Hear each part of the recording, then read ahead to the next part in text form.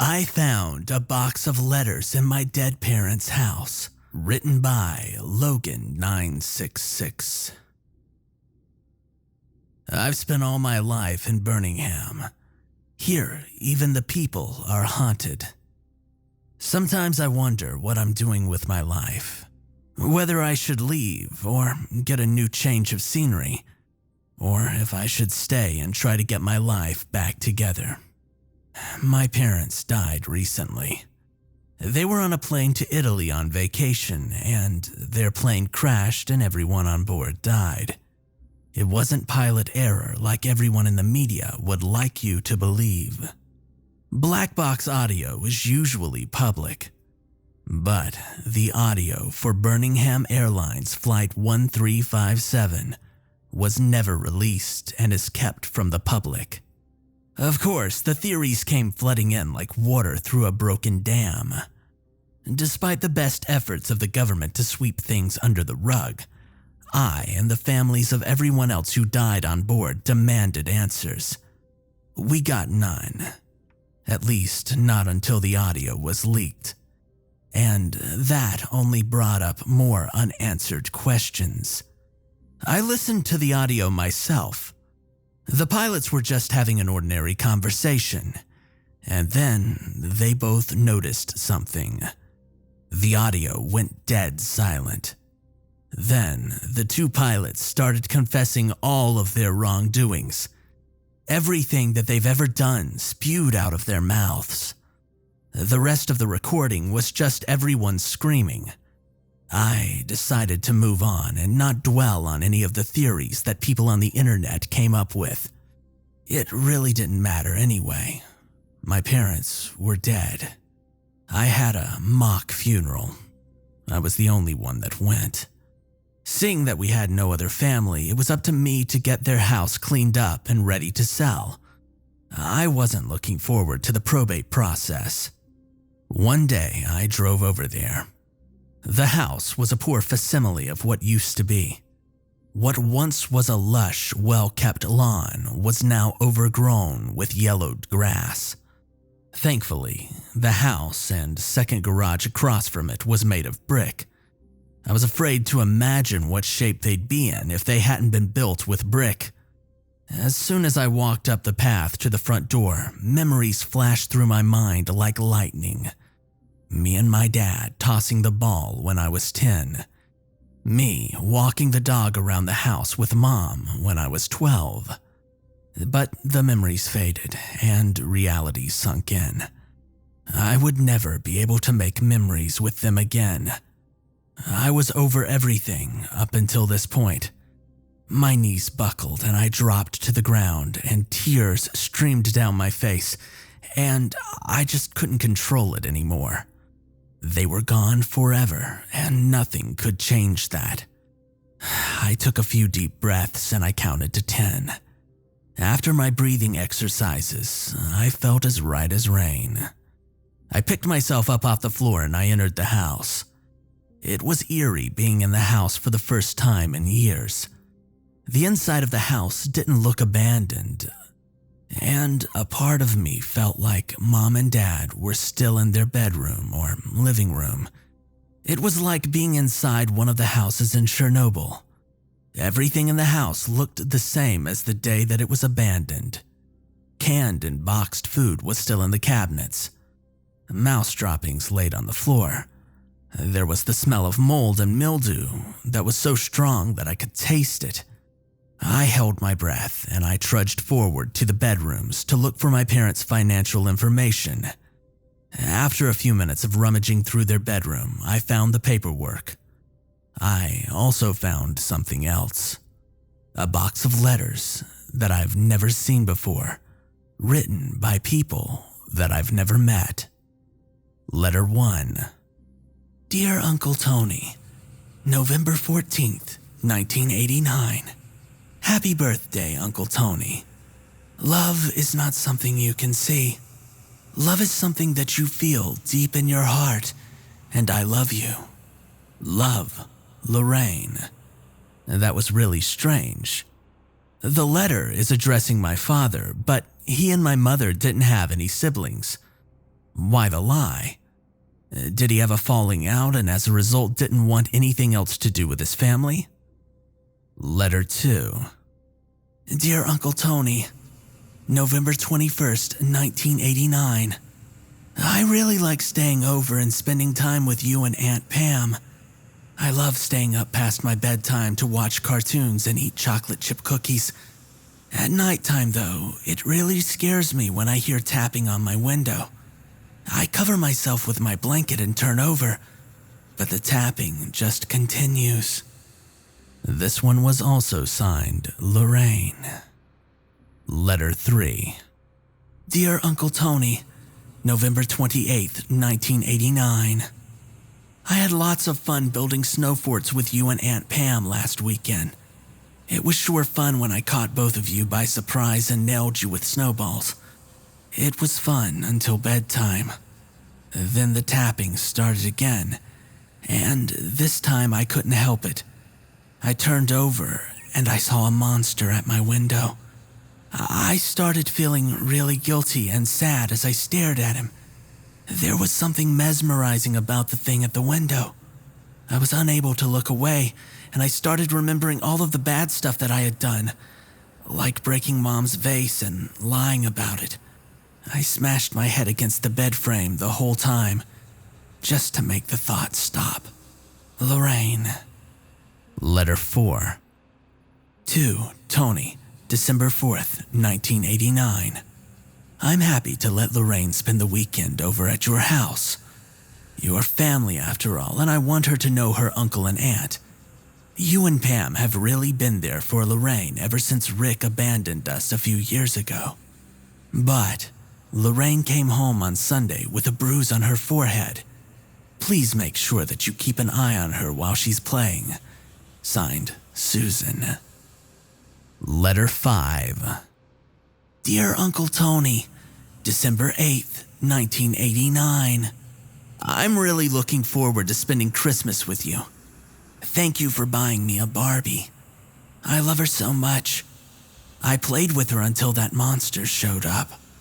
I saw him again, and I started feeling guilty just like the last time. I remembered when I told a kid back at school that yellow snow was the same as a yellow snow cone, and he ate it. I smashed my head again, and this time it really hurt. Love, Lorraine. Letter 6. Dear Pam, December 18th, 1989. For whatever reason, Tony hasn't bothered to listen to me. I'm looking forward to having Christmas with you, but Lorraine got a bigger bruise on her forehead this time. How is she getting hurt so much? Sincerely, Susan. Letter 7. Dear Pam, January 1st, 1990. I really appreciate you and Tony having us over for the holidays. But there's something really odd that happened when I was there. I was awakened by a knock on my door. Lorraine was crying and telling me that someone was tapping on her window. I walked into the room that she was staying in, and at first I thought there was something at the window, but I chalked it up to my imagination since I was half asleep. Clearly, I have not been listened to. I don't think that I can allow her to come over to your house if you continue to not listen. I'll allow both of you one more chance. I do not want to have to do this, but if you force my hand, I'll do what I feel is best. Signed, Susan. Letter 8. Dear Uncle Tony, January 4th, 1990. I really enjoyed seeing you and Aunt Pam. I don't know if I want to come over anymore, though. I couldn't sleep last time, and I'm really scared to go over. Lorraine. Letter 9. Dear Tony and Pam, January 7th, 1990. I cannot allow Lorraine to come to your house anymore. When she got home from the last visit, she said she never wanted to go back, and she wouldn't stop crying. I don't know what happened, but she is not going to your home anymore. I'm furious that my rules were not obeyed. How dare you undermine me? I think you know how Lorraine got hurt too. But I'm starting to think it wasn't an accident due to your negligence. Sincerely, Susan. Letter 10.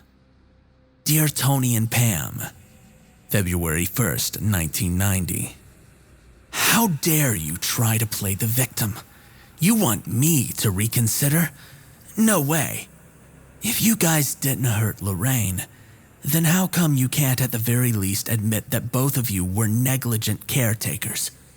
How dare you throw in my face all the things that you did for Lorraine financially, emotionally, or otherwise?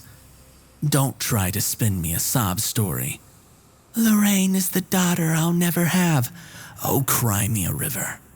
Also, never throw my condition in my face again. I've been just fine mentally, and I've been taking my medicine. My illness has nothing to do with the decision that I'm making. I laughed when I read the part of your letter when you mentioned that you were afraid for the child's well-being because I'm unwell. Don't ever threaten me. You'll never see Lorraine or me again as long as you live. At this point, I looked up from the letters. I needed answers, so I searched the house for any more letters. But I found nothing, so I gave up. Feeling defeated, I gathered myself and I grabbed the paperwork that I needed, and then I headed home. During the ride home, I felt like something was following me. I ascribed the feeling to just being on edge due to the letters. I pulled into the driveway of my house, feeling completely empty. My house was a mess. Not as bad as my parents' house, but it was still a mess. The lawn was unkempt.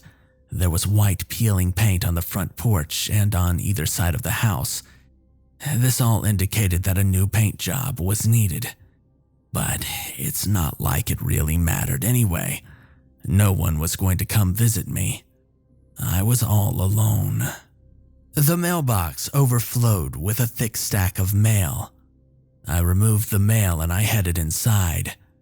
There was a few days' worth of dishes piled in the sink. Also, the trash can was crammed full with fast food bags. Ever since the death of my parents, I've been barely taking care of myself. I threw my letters down on the table. There was nothing there but bills and junk mail. There was nothing to look forward to anymore.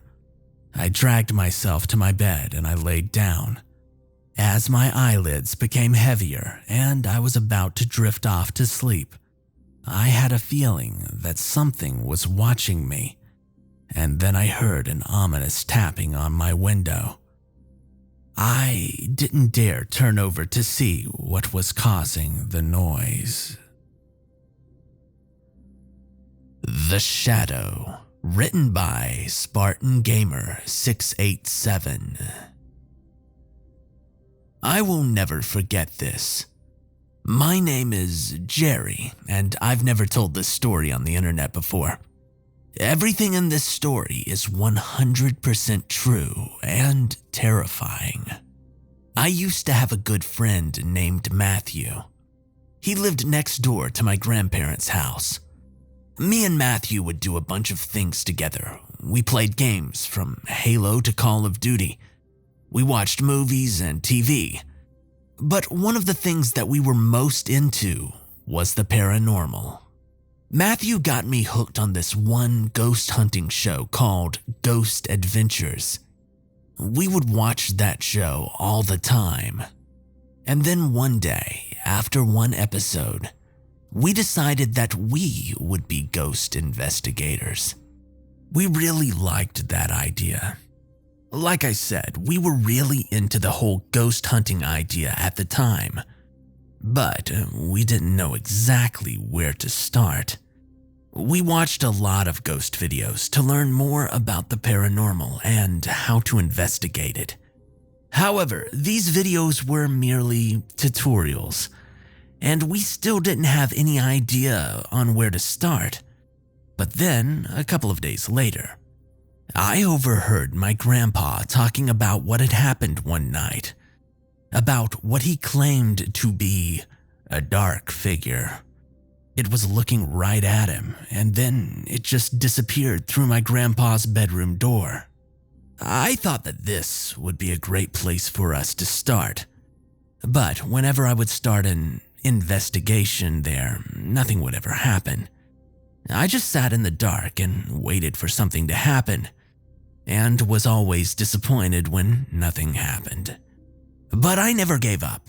One day after we got off from school, me and Matthew went back to my grandparents' house. I told Matthew what my grandpa had said about that one night, that we should both do an investigation there. However, I told him, well, I've tried before, but that it never worked when I investigated. But he still insisted that we do it, believing that maybe we would find something this time.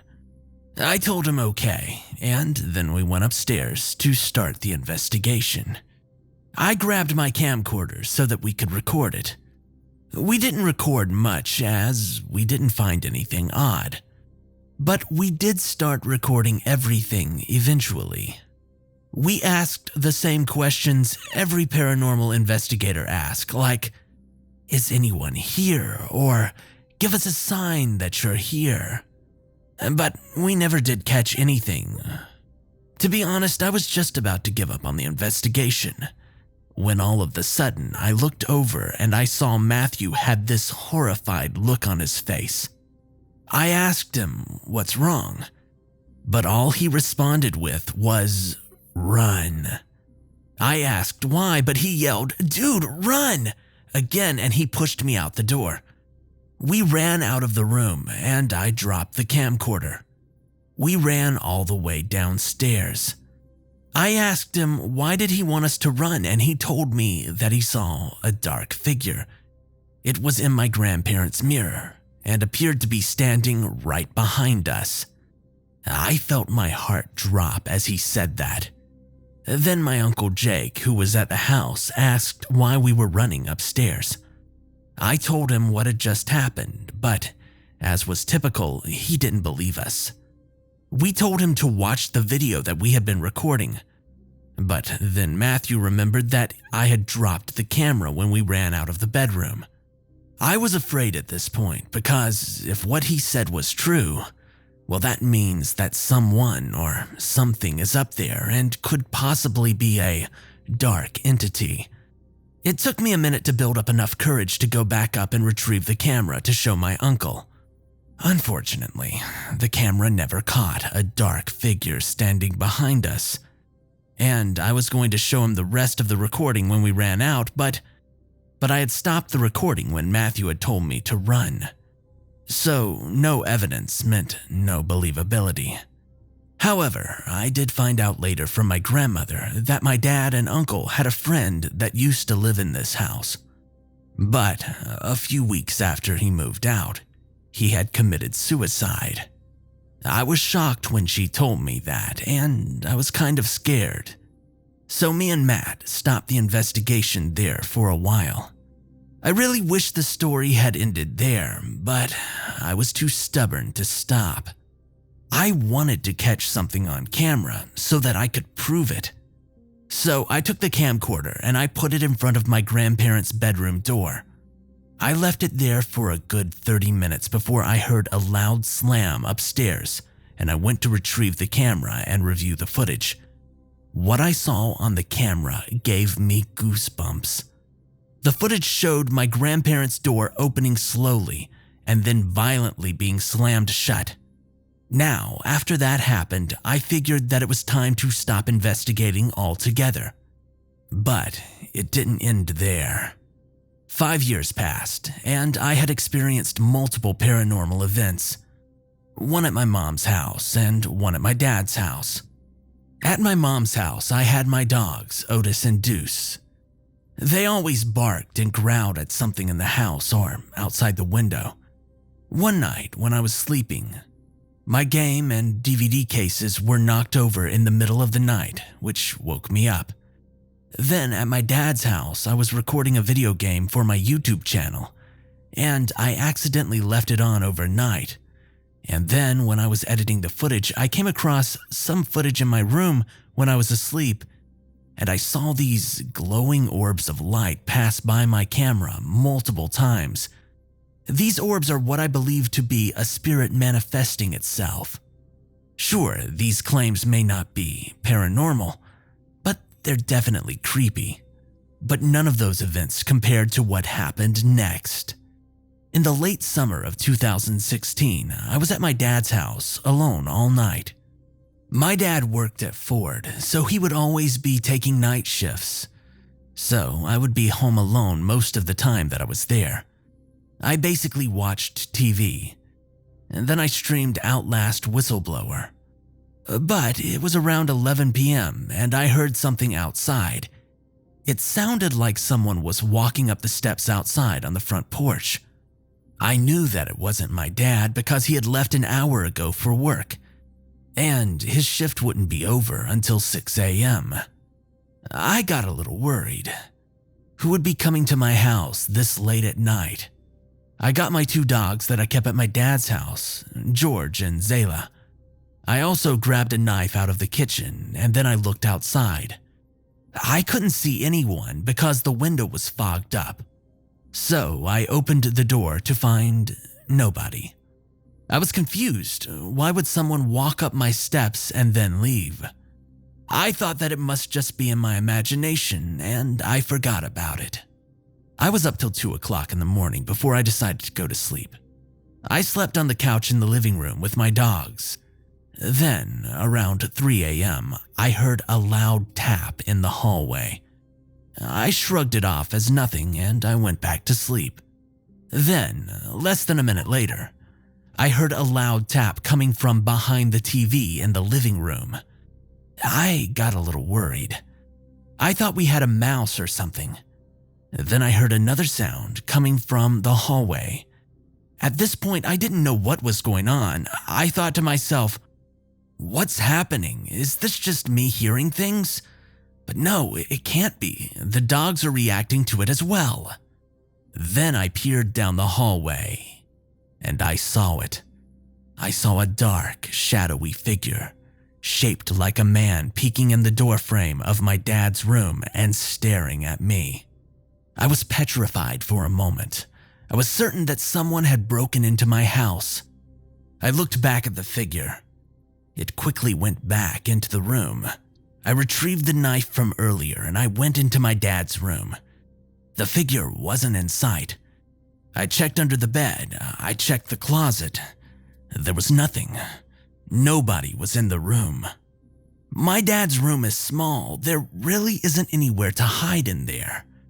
I know that I hadn't imagined this stuff because my dogs heard the tapping noise and they reacted to the figure as well. In the morning, I told my dad everything and he surprisingly believed me. He told me that he had been hearing and seeing stuff like that in the house as well. I'm not sure who or what I saw, but piecing all of these stories and the experiences that I've had together started to make sense. Was it the same dark figure that Matthew and my grandpa had seen? Maybe. Has it somehow latched itself onto me when I showed interest in it? And has it been haunting me for the past 5 years? Possibly, but I can't be sure.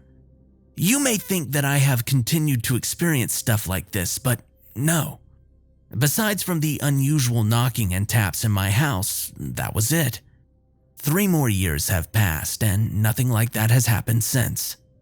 Will it eventually happen again? Maybe. But I certainly hope that it doesn't.